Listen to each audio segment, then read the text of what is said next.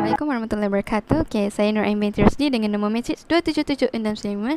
Okay, kumpulan kami akan membentangkan tugasan yang bertajuk anxiety disorder.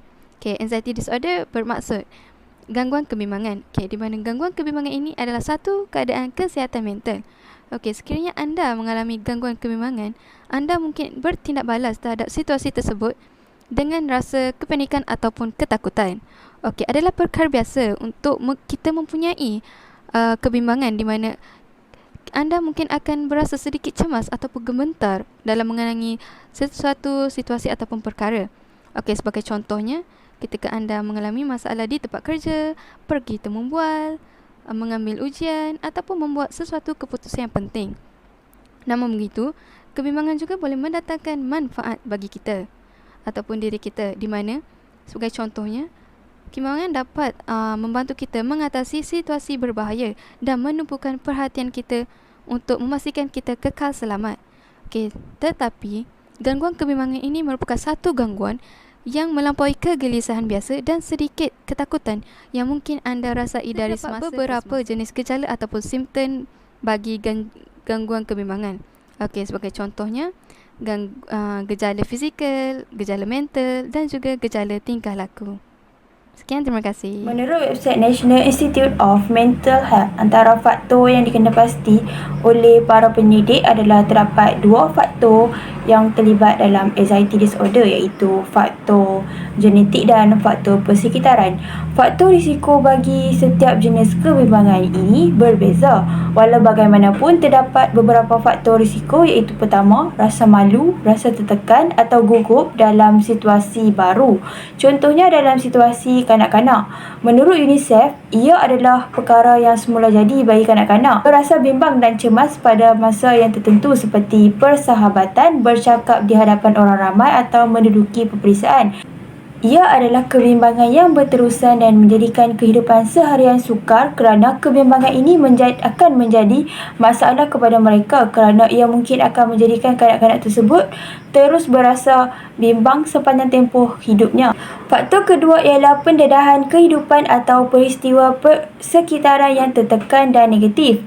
Contohnya, kebimbangan boleh dipelajari melalui ahli keluarga yang sering berasa tertekan dan melepaskan kepada anak. Contohnya terdapat kanak-kanak yang mempunyai ibu bapa yang cenderung untuk menjadi ibu bapa yang sempurna, melepaskan marah sehingga anak menjadi takut dan menjadi bimbang untuk melakukan kesalahan yang kecil. Seterusnya, faktor genetik, iaitu sejarah kebimbangan atau gangguan mental dalam kalangan saudara mara. Terdapat ahli keluarga yang pernah didiagnos mental atau kebimbangan berkemungkinan akan menyebabkan generasi baru turut mendapat kecelaruan yang sama disebabkan oleh pertalian darah.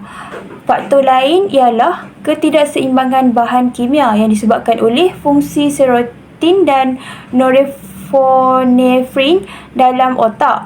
Selain itu, faktor tekanan juga menjadi punca berlakunya kebimbangan, iaitu disebabkan oleh masalah kewangan, pekerjaan dan keluarga.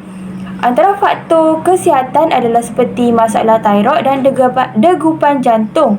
Malah, penggunaan kafein atau ubat lain yang berlebihan dan kerap juga akan menyebabkan seseorang mengalami kebimbangan kerana pengambilan kafein yang berlebihan boleh menyebabkan seseorang itu tidak dapat tidur dengan nyenyak dan mengganggu fungsi otak sehingga berlaku kecelaruan sehingga menyebabkan mengeluarkan perkataan yang tidak benar. Terima kasih kepada rakan pembentangan. Assalamualaikum dan salam sejahtera. Saya Siti Nur Hasni binti Mat Yasin, nombor matrik 2795515.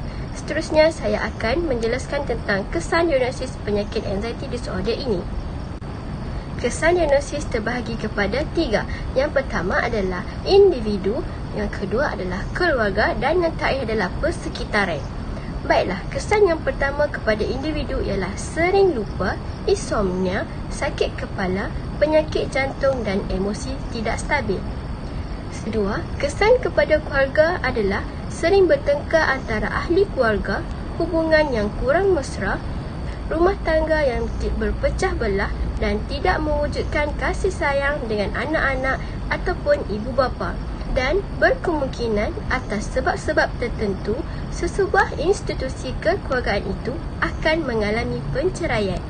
Dan terakhir adalah kesan terhadap persekitaran. Jadi, saya ingin menerangkan tentang persekitaran di tempat kerja. Seperti mana yang kita tahu, kesan yang terdapat adalah seperti kemalangan di tempat kerja, peningkatan kos keselamatan, peningkatan kesihatan pekerjaan dan menjejaskan prestasi pekerja seseorang itu. Sekian, itu sahaja daripada saya. Terima kasih. Okey, nama saya Nur Syazwani binti Muhammad Razi, nombor matrik 276893. Okey, saya akan meneruskan tentang teori yang boleh dikaitkan dengan anxiety disorder. Ada 3 teori yang kumpulan kami pilih. Yang pertama adalah teori terapi rasional emosi tingkah laku. Yang kedua, teori behaviorisme. Yang ketiga ialah teori psikoanalisis. Okey, teori terapi rasional emosi tingkah laku atau dalam bahasa Inggeris adalah teori rasional emotive behavior therapy. Teori ini menekankan tentang kepercayaan yang tidak rasional kepada individu yang menyebabkan kepada berlakunya permasalahan kepada emosi dan tingkah laku individu. Teori rasional emotif terapi menekankan kepada 3 elemen penting iaitu pemikiran, emosi dan tingkah laku. Teori ini menekankan bahawa pemikiran memainkan peranan yang penting dalam pengekalan gangguan psikologi. Kajian Imperator menunjukkan bahawa kepercayaan yang tidak rasional dan dikaitkan dengan pelbagai masalah dalam kehidupan. Kepercayaan boleh mengurangkan kebimbangan dan gejala psikologi terutamanya anxiety kerana ia memainkan peranan yang penting dalam mengawal kesihatan dan pencegahan penyakit.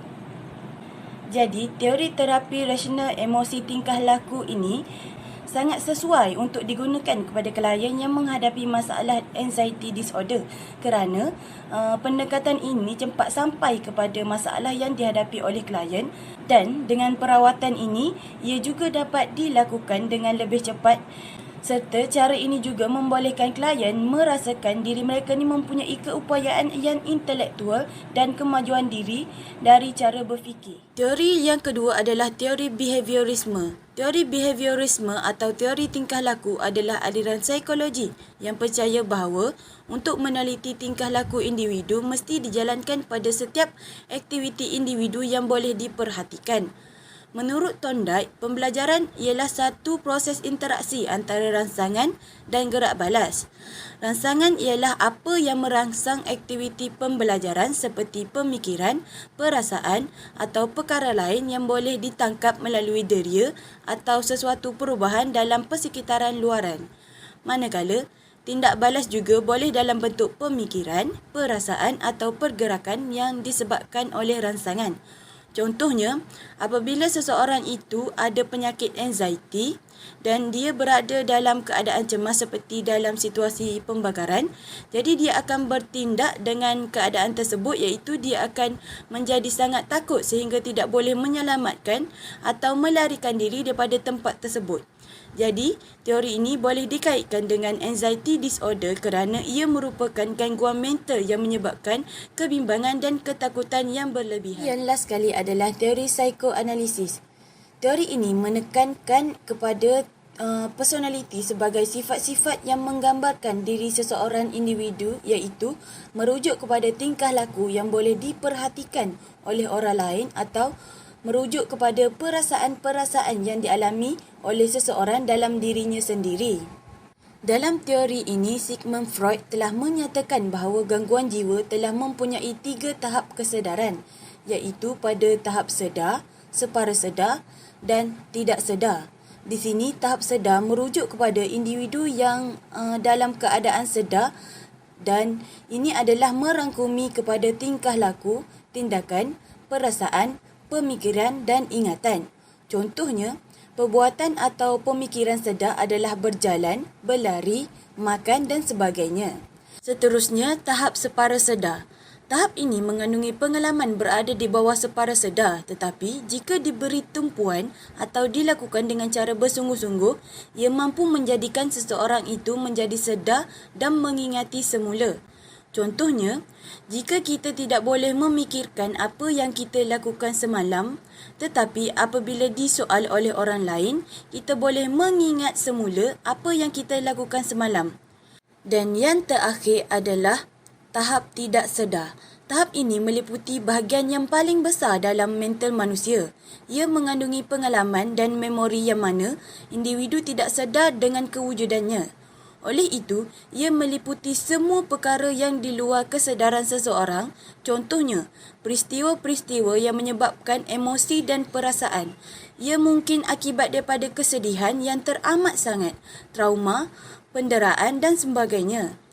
Oleh itu, memori ini akan terus berada dalam tahap yang tidak sedar dan mungkin akan diluahkan oleh individu itu secara tidak langsung. Dalam hal ini, teori yang diasaskan oleh Sigmund Freud dapat dikaitkan dengan anxiety disorder kerana kebimbangan adalah pemboleh ubah penting dari hampir semua teori kepribadian. Seterusnya, saya akan membincangkan mengenai jenis rawatan yang diterima oleh pesakit anxiety disorder. Terdapat pelbagai jenis rawatan dan intervensi bagi pesakit anxiety ini. Intervensi yang boleh dilakukan adalah secara mikro, meso ataupun makro. Intervensi yang dilakukan di peringkat mikro adalah terapi individu yang memerlukan rawatan daripada pakar psikiatri. Perkara tersebut dapat membina hubungan dan dapat meneroka masalah yang dihadapi oleh klien dengan lebih mendalam. Rawatan psikoanalitik ini melibatkan penerokaan organisasi kepribadian dan menyusun semula dengan cara menangani konflik dan ketahanan yang mendalam. Klien akan menerima rawatan dan akan mendengar penerangan secara mendalam oleh pakar psikiatri. Terdapat dua jenis penerangan, iaitu yang pertama dilakukan dengan sesi penerangan tentang penyakit dan yang kedua ialah penerangan rawatan yang betul.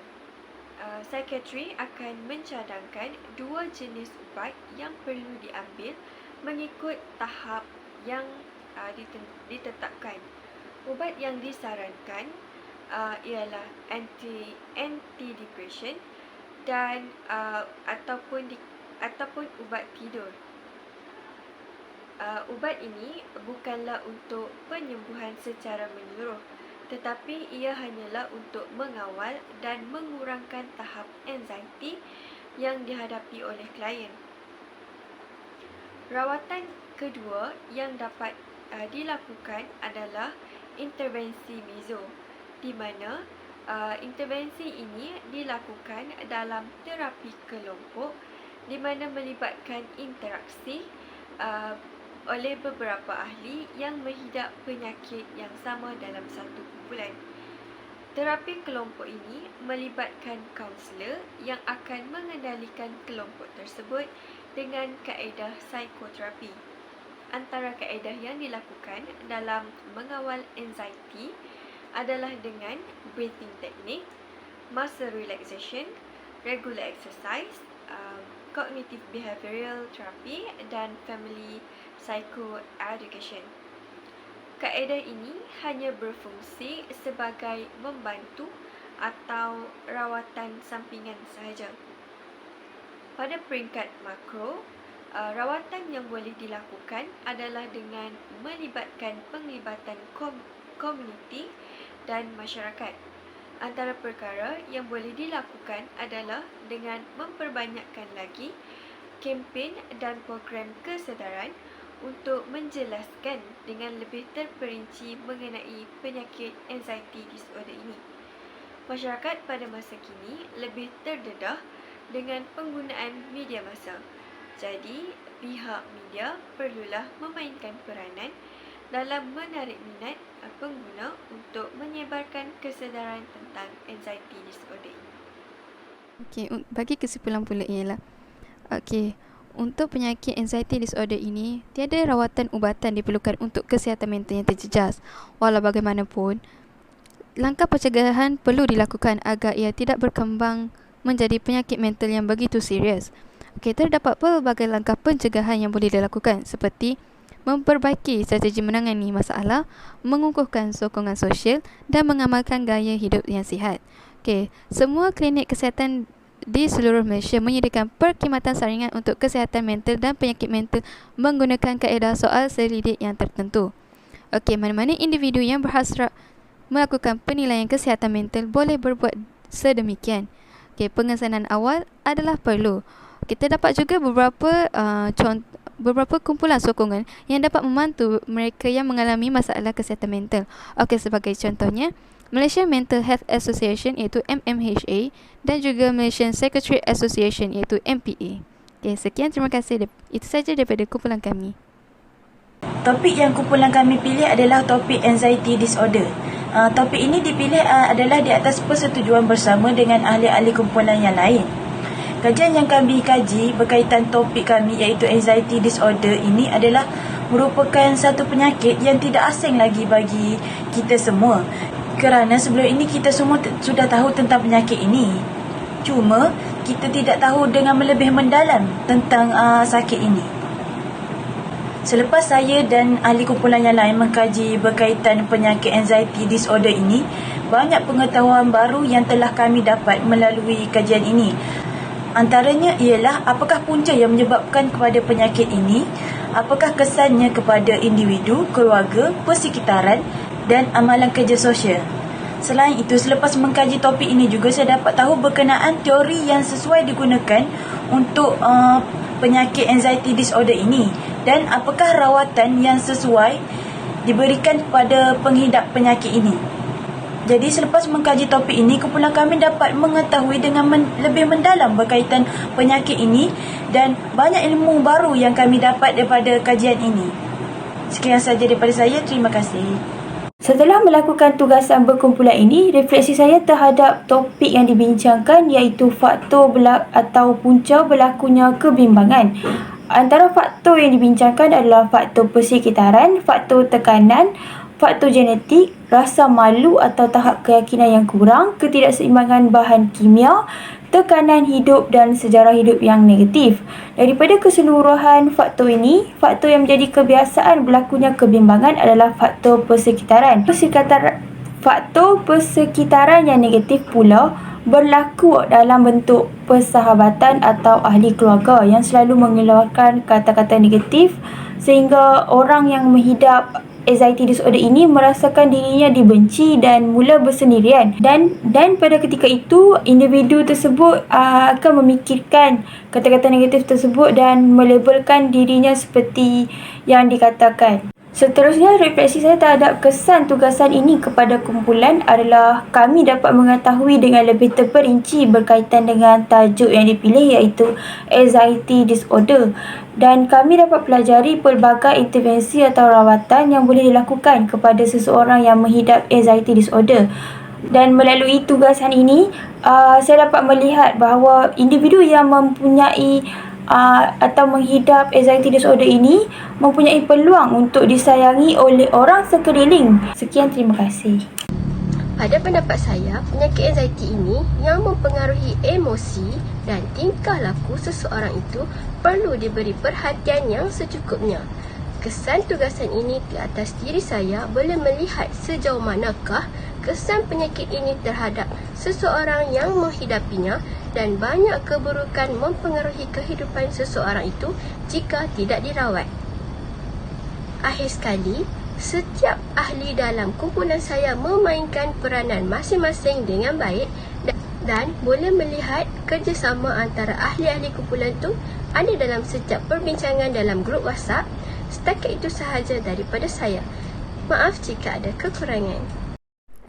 Bagi pendapat saya pula, isu ataupun masalah kesihatan mental tidak harus dipandang ringan.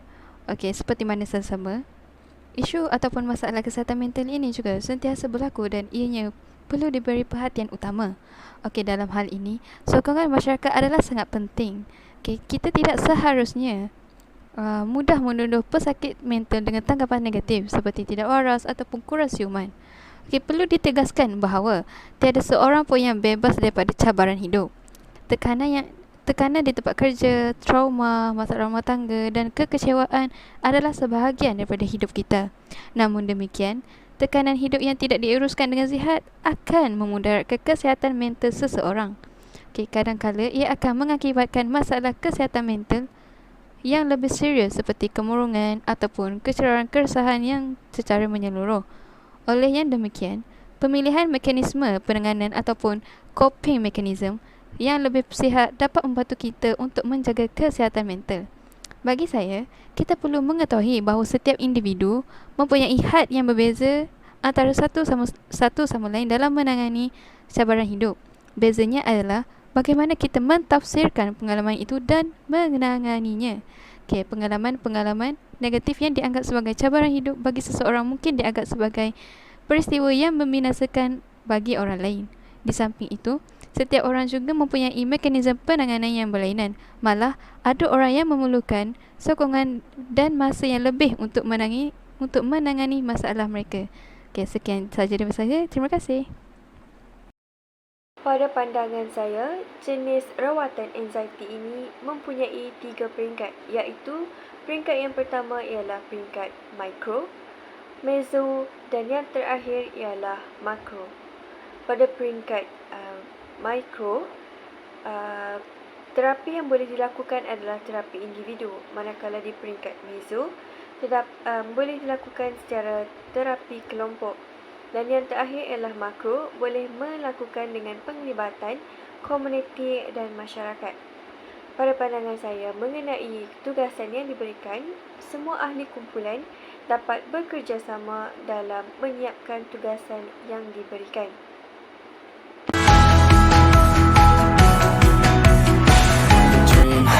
That's all I need.